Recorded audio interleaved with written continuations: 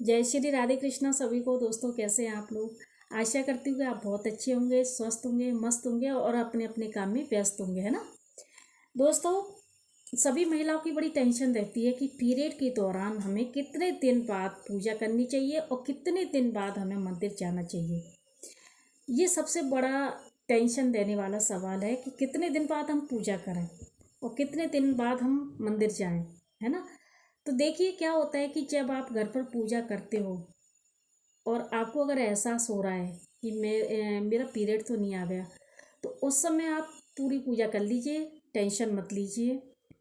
और उसके बाद अगर आपको फ्लो तेज होता है तो आप खुद ही पूजा नहीं करोगे, है ना। उसके बाद तो आप खुद ही रुक जाओगे। लेकिन अगर आपको पूजा करते में पीरियड का जैसा एहसास हो रहा है ना, तो आप पूरी पूजा कर लीजिए, कोई टेंशन की बात नहीं है। एकदम से पीरियड से कोई होता नहीं है। दूसरी बात, खाना बनाते समय अगर आपको पीरियड का एहसास हो रहा है, आप खाना बना रही हो, आपको लग रहा है कि मैं पीरियड से होने वाली हूँ, तो आप पूरा खाना बना लीजिए। उसके बाद आप देखिए, चेक करिए, तब अगर आपको हो रहा है तो फिर आगे मत करिए। रसोई का काम जो होता है, पूजा पाठ का काम, रसोई का काम आगे मत करिए, ठीक है। तीसरा काम है कि आप कहीं भी यात्रा पर हैं, जैसे कहीं मंदिर जा रहे हैं, केदारनाथ मंदिर जा रहे हैं, बद्रीनाथ जा रहे हैं, उज्जैन जा रहे हैं, कहीं भी बड़े बड़े मंदिर जा रहे हैं, और अगर आप मंदिर के दरवाजे पे पहुंच जाते हो और आपको एहसास एहसास होता है कि कहीं ऐसा तो नहीं है मेरा को पीरियड आ गया हो या फिर ऐसा कुछ अजीब सा लगता है, तो आप बेझिझक मंदिर जाइए, दर्शन करिए, कोई टेंशन की बात नहीं है, क्योंकि ये प्राकृतिक प्रक्रिया है, इसमें आपका कोई हाथ नहीं है।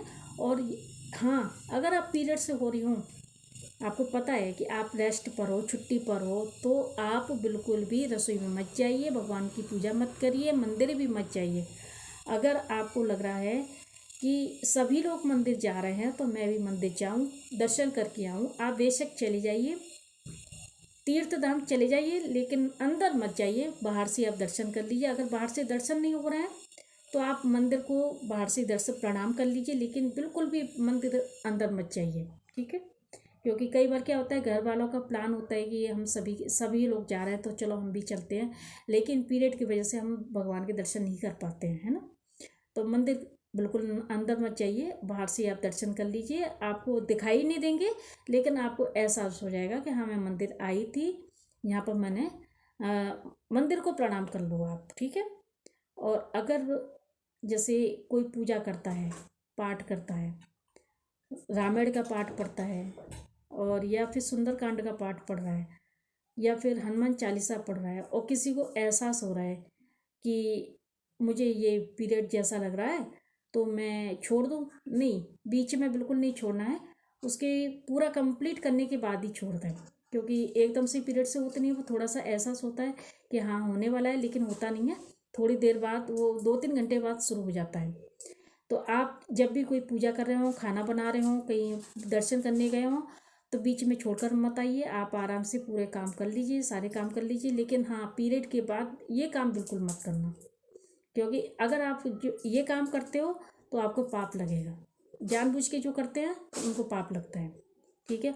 कई महिलाओं को टेंशन होती है कि सभी मेरे से यही सवाल पूछते हैं, हम कितने दिन बाद पूजा करें, हम कितने दिन बाद रसोई में जाएं। देखिए, पूजा आप 3 दिन के बाद शुरू कर दीजिए, 3 दिन के बाद रसोई में जाना शुरू कर दीजिए। अगर आप देवी की पूजा कर रहे हैं तो 3 दिन के बाद शुरू कर दीजिए, देवता की पूजा करने जा रहे हैं तो 5 दिन के बाद पूजा शुरू कर दीजिए।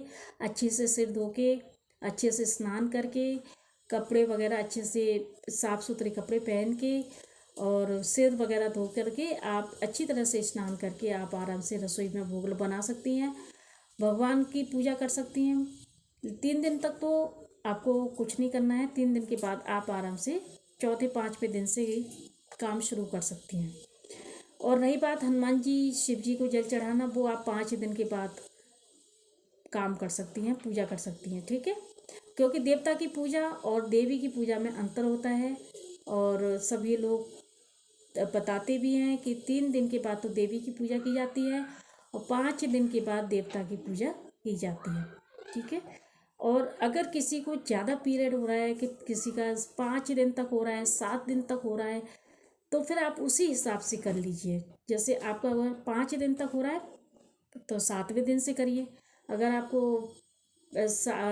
ये 6 दिन तक हो रहा है तो आप 7-8 दिन की बात करिए। तो जब आप फ्री हो जाओ तभी उसके बाद ही काम शुरू करना। कई लोग ऐसे होते हैं कि उनको महीने में 2 बार आ जाता है, तो वो क्या है, डिसबैलेंस, जैसे उनका हार्मोन्स डिसबैलेंस होता है, तो इस वजह से भी ये दिक्कत बनी रहती है। तो आपको तो पता चल जाता होगा कि मैं पीरियड से कब हूँ, तो आप वो उस हिसाब से अपने जो पूजा पाठ का कार्य है वो मत करिए। रसोई का जो कार्य होता है वो मत करिए, रसोई मत जाइए। ठीक है, किसी की परेशानी बढ़ जाती है तो नहीं जा पाते हम। इसीलिए ये कोई बड़ी बात नहीं है, टेंशन लेने की बात नहीं है।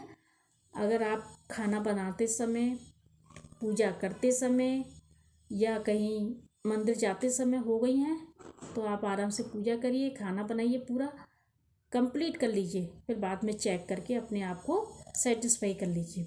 ठीक है, ये थी छोटी सी जानकारी मैंने आपको दी है। अगर आप ये जानकारी आपके लिए है, जानकारी जो भी अच्छी लगी हो, तो इसे लाइक करना, सब्सक्राइब करना। जय श्री राधे कृष्ण।